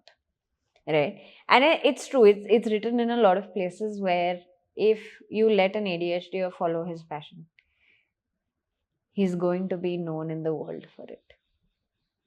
So you let them do what they are good at doing. Even with work, don't get stuck in a job that you don't like doing. Start looking for places where you like doing what you're doing. You'll exceed. You'll succeed. You'll exceed in anything and everything that you do. So that's one. The creative aspect of it is that. The other thing is we are great in stressful and crisis management. Imagine this. Yeah. Okay, now I know my life is Considering that ADHDers get so overwhelmed, yeah. that is a very interesting bit. So with generally what happens is there is a problem. Everybody is going bonkers over this problem. So how are you going to solve this? The only person who's going to be calm is that ADHD here in that group saying, "हाँ ये तो हो जाएगा. This is possible." Everybody would be like, "How is this possible?" And then they would come up with one idea that nobody would have thought of. And they're like, "हाँ इसको ना ऐसा करते फिर इसको." There's 4 steps that they would tell you and job's done. And you're like, "How are you calm?" हर समय तो you are jumping around saying ये नहीं हो रहा, वो नहीं हो रहा, this is not happening, that's not working, this is not functioning. When everybody else is doing that, you're the calmest one in the group. Yeah. So that's the best. Also, like paradox comes out into play. yeah. Also because see, the minute you put us in a timeline, right, The and you hyperfocus. say it has to be done then, and it has to get fixed now. We know what that now is. We know how to function in that now. We're the only ones who know how to do it. So that's that the makes beauty of sense, it. actually. When you have like an endless time, you don't know what to do with it because you suck at execution. Yeah. But when it is now is the moment to do this thing. Because we function that way. ADHD is where you can't look at the future. Unless that future sits right at my face, I won't know about it. Or I would not think of it. Right? The other great part of this is we are excellent entrepreneurs. Makes me happy to hear that. Okay. Right? Because one, we have a very entrepreneurial mindset. Now, when I talk about an entrepreneurial mindset, you think out of the box. You're an empath. You do great at crisis management. You manage stress better than anybody else in that situation. Your company or this thing is going to have a problem. Nobody is able to come out with a solution. You know how to do it. And because you like being active and you want that continuous load of stimulants and dopamine that you need to function, is where your entrepreneurial skills come out. And you do excellent. So even if you see a lot of entrepreneurs actually have ADHD because we're great at it. We love doing it.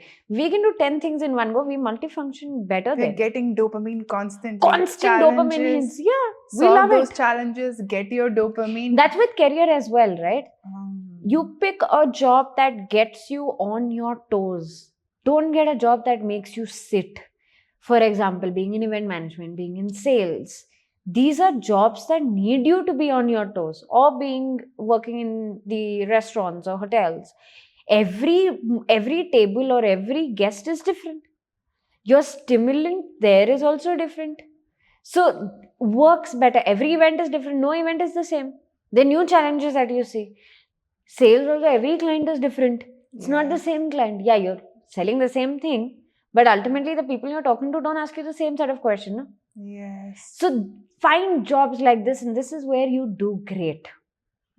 So just a few of them, but yeah. That's a good one. Yeah. Yeah. And makes sense. You have your self-motivation and your self-esteem does great. You're great empaths. You're great empaths, like I was saying, right?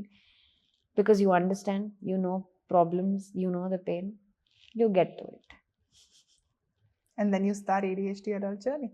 There you are. Right? You can take that pain and turn that into platforms that can help resolve others' pains. Yeah. So it may sound like it's a lot of trouble and it's hard, but there's also a huge plus side to this whole thing. Yeah. Again, the paradox of ADHD, right? that on one extreme there's so much of pain, on the other there can be huge rewards if you learn how to navigate and manage and move forward. Yeah. Okay. Very, very, very interesting. Yeah. The pros that we discussed made me quite positive about the whole thing. Yeah. But we were talking about ADHD's relationship issues, right? And we talked about relationship with just about everything, your career, your family, your spouse, and so on and so Yeah. forth. But we didn't talk about their relationship with substances or ADHD's addiction problems, Oh, yeah. which is quite a thing, right? Yeah, yeah. So tell us about that. Look, with now the reason why ADHD and any addiction is such a big topic or such a big struggle is because of the same point that I've been saying. It's the dopamine, right? We want instant dopamines. We look for ways that give us enough dopamines to get going and get things done. If I have a banana, right, or if I have berries, there is a dopamine rush that I have. But the time that it takes to give and the time that it lasts is proportionately much lower than any other substance abuse. Alcohol is bad for us, right? Very, very bad. However, there's a new, actually, I was reading about this some time back, where there is a new study that is coming up today where they want to make meds for ADHD with the help of nicotine. Apparently, nicotine actually is a benefit for us. The beauty, I mean, I was so starstruck by just this, just reading this aspect of it. I said, how does this work? Because yes, nicotine gives you an instant rush of dopamine. It lasts for a certain time period, but it drops down also drastically. Crashes. Right? But also at the same time, because it's giving me that momentum to get there and get done, I go back to choosing another nicotine rush. So that becomes an addiction at a point. But there is something in this nicotine that is actually quite helpful in the medicine concept for ADHD. But right now, what they struggle with is trying to remove the addiction factor out of it, Right. and use just the nicotine, the good. They want to basically remove the negative and keep the positive. But right now, what's happening with this study is that because they're trying to do that, it's not giving the effect. So that's a very interesting. You'll see a lot of people with ADHD struggle to quit your smoking or your alcohol. Do it, but do it at a very, very level, at a very, very minute level where it does not make a lot of difference as such. But sometimes when you're in that rush, or when you need that dopamine rush in your body, you go for it. So none of the substance abuse and none of this is actually good for your health, right? It doesn't do any good for you. It affects so many parts of your body today, right? Unfortunately, we find it so difficult to get rid of it because of the dopamine rush that it gives us. We'll end up sticking to it. Right. So for somebody with an ADHD, it's much more difficult to quit an addiction than it is for somebody who does not have an ADHD, because we crave those dopamine hits much more than the average person. Correct. Right. Now, if you can find another way that gives you your dopamine, go ahead. Right? Like exercise gives you great dopamine. Right? Have at least one exercise every day. Do something. Right? A sport, exercise. Something to figure something out, right? Do one. You get enough dopamine, right? Eat healthy food, right? Have the right set of vegetables. Have the right set of fruits that are there in you. I think a lot of you can look at Arch and you will see a list of food that you can actually get that is actually great for dopamine boost, right? So that is also there. So that I'll look at. Healthier ways available, but it's just that the impact of it is different. I mean, it takes time, no? But considering the cons of somebody with ADHD, once they get into addiction, how difficult it is for them. Maybe it's best if you're diagnosed to stay away. It might have some positive impact on you as well, but just please stay away. Try and find other ways. Try not to get into it. That's going to be my advice. If you're diagnosed with ADHD, just stay away. Don't be like, don't be that person who wants to try everything. Don't. Trust me, don't. You don't want to do that. Right. Because you won't be able to quit. I mean, there's it's higher difficult. chance. Higher it's going to be difficult for you to quit. Got it. So think before you take that step. Yeah. So that's an interesting aspect of it. Because I was quite surprised about how is nicotine helping dopamine? I mean, I understand it has, that's why people smoke, but then I was like, in medicine? That was a very interesting paper article that I had read on this, and I said, oh wow, this is interesting research now. If something happens out of it, I'm sure we'll get to hear more of it. A Yeah. lot of manufacturers would want to make money out of that, so we'll definitely get to hear more of it. Yeah. So this is one of those things. This is a reality that that ADHD folks can get hyper addicted and find it more difficult to That's quit true. than non-ADHD people. But there are so many myths also, right? Oh, about there are many. ADHD that are floating around, Yeah. right? So I want you to pick your favorite myths, 3, 5, whatever it is, and smash them with as much vengeance, as much anger as you have.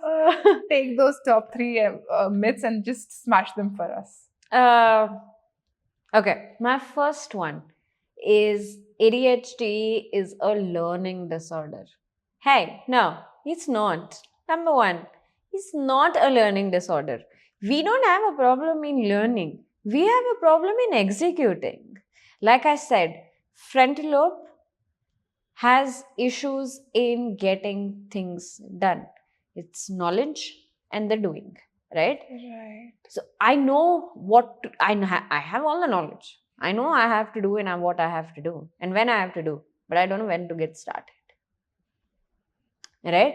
So it's not a learn. My brain does great at learning things also because we're very curious.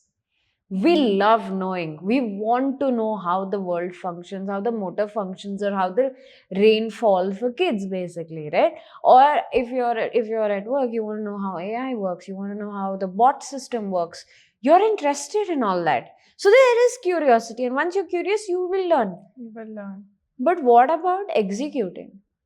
Self-regulation is a problem. Right? So it's not, don't call it a learning disorder, please. Yeah. It's not a learning disorder.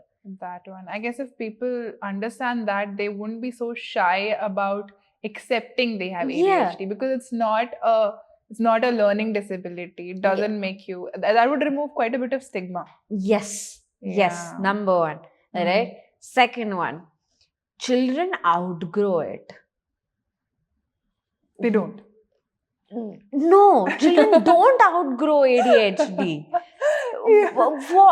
It's like saying, I can't even think of an example on this. It's like, why do you think a child can outgrow something that they've been having difficulty in? They don't outgrow it. There are symptoms that are there in kids that play out differently as you grow. Does a 30-year-old behave like a 5-year-old? No, right? So it's not the same. You still have trouble paying attention. Your environment is different today, right? You can't outgrow it. So it's not like clothes and shoes where you outgrow it. It's not. Please. It just changes forms. It maybe looks different. It just looks different. Right. Right. Yeah. The other one, my most heard and the biggest myth I've heard, and I don't know who started this or where people have read this, is sugar is bad for us. Sugar is not bad for ADHDers. Let me get this out clear. Sugar, in fact, is important for us. What? Yes, in the liquid form. Right? So when you take a lemonade or a sports drink or anything, or an energy drink, or whatever this is, right? If you're sipping on it, especially when you have to do that big assignment, that big project, that exam that is coming, right? Or that presentation that you have to do tomorrow with your board of directors, right? Start sipping on your lemonade. That goes directly into your bloodstream, which increases your glucose levels, right? That glucose level directly goes to and quickly goes to your frontal lobe. What does your frontal lobe do? Executive functioning. it helps you. And what does frontal lobe struggle with? Starting to do something. Right? So, That is very good to know. so this entire myth ki if you have ADHD, you should not have sugar. Let me burst this big balloon out there. It is not. It is actually a much more beneficial thing in a liquid form. Right. Stop telling kids or adults that don't have sugar. Of course, ADHD. don't exceed the Yeah. intake of it, right? Sip it, don't gulp it, right? Yeah. You will see that it actually helps you. Yeah. See, when you have a lemonade or any of these juices, what are you doing? You're increasing your sugar level in your bloodstream. What is that doing? Getting straight to your head. What does your head do? Get you to doing what you need to do. And that's exactly what we struggle with. So isn't that a benefit? Right. That's very interesting. That's very, very interesting. Okay. But sip on the lemonade, not on the ice cream laden cold coffee. Whichever works for you. Whichever works for you, very honestly, right? Okay. I said lemonade because it's easier. It's easier. Yeah. And but yeah. that's there, right? And okay, one thing that a lot of us as ADHDs, and my heart goes out to everybody out there, is when they are being told that they're lazy all their life. Right? You're not lazy. And I'm telling you this, you're not lazy. You just struggle a little bit comparatively to the folks around you. Does not make you any lesser than anybody else out there. You have enough talent. You have enough skills. You can actually exceed everybody. Just get to managing your ADHD symptoms. You will kill it. Yeah. So, if somebody's labeled you as lazy all your life, ignore it. Trust me, ignore it. If you've labeled yourself as lazy after listening to all of them, stop doing that. Yeah. So it's all about self-awareness. Work on yourself. Look inwards. Understand what you can do, what you can't do, and start working on yourself. Yeah. Start your journey. Yeah. Aaj. Start with Aaj. Yeah. Yeah. No. On that note, on that great note, thank you so much, Priya, for coming to the show, for taking the time to do this in-depth discussion. I say in-depth, but I know that we've not scratched the surface and there's so much more to be talked about this subject, and so much more awareness that needs to be built. Yeah. And maybe we'll have the opportunity of doing that at some point of time again. But I feel like we've built an excellent starting point base for somebody looking for more information. Yeah. And wanting to then explore more. Yeah. So thank you so much for that. Thank you. Yeah, I've been looking forward to this discussion. Yeah. And I'm sure it's going to help so many people. I'm very, very hopeful it will. Happy to be back. Any day you want to get into this deeper. I know I've not covered a lot of topics because there's a lot of information and there's a lot that we can do on this. But let's get to that step by step. Yes. But thank you. I think I should give you a huge round of applause for creating this platform and helping people like us get the message out there to the world. That's the whole point of the Momcast. That really is exactly why this was started. And so I'm so very, very happy that we got to do this. Thank you again. And I hope I'll see you soon. Definitely. Another vital podcast, jam-packed with information. ADHD is a vast subject that needs a deeper dive than this. But we hope that we were able to give you a place to start from, a place to start your journey. And if you think we were able to provide you with that, then please share this video forward. You never know who needs it. Please watch, like, share, and subscribe to our channel so we can continue making more content like this. And thank you so much for your time.